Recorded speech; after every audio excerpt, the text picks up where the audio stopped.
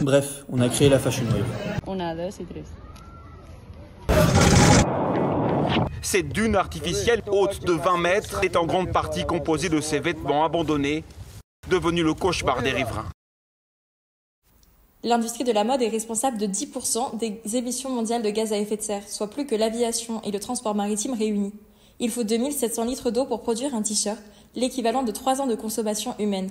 Tout cela pour qu'en France, 20 000 tonnes de produits textiles neufs soient directement détruits chaque année. Par ailleurs, on connaît comment la fast fashion exploite ses travailleurs, notamment 160 millions d'enfants privés de leur droit à l'éducation et aux soins. Il y a un problème. Alors on l'a regardé, il nous a regardé, on l'a regardé, et on a voulu changer les choses. Il y a 4 mois, on a organisé une collecte de vêtements dans l'établissement. Élèves, parents et personnels de tous les niveaux ont répondu présent. Et on a reçu près de 200 vêtements destinés à être jetés car trop petits, usés ou abîmés. On voulait leur donner un coup de neuf, alors on les a réparés ou redesignés sur le thème de l'océan. On a encadré des ateliers de crochet et de couture pour les élèves de collège, et certains parents sont même devenus bénévoles. En ce moment, on revend les vêtements à prix libre. On a déjà récolté plus de 320 € en 2 ventes, une en primaire et l'autre au lycée, et il nous en reste encore 2. On versera les dons à une association œuvrant pour la préservation des océans et de leur biodiversité, qui viendra au LFM sensibiliser les élèves.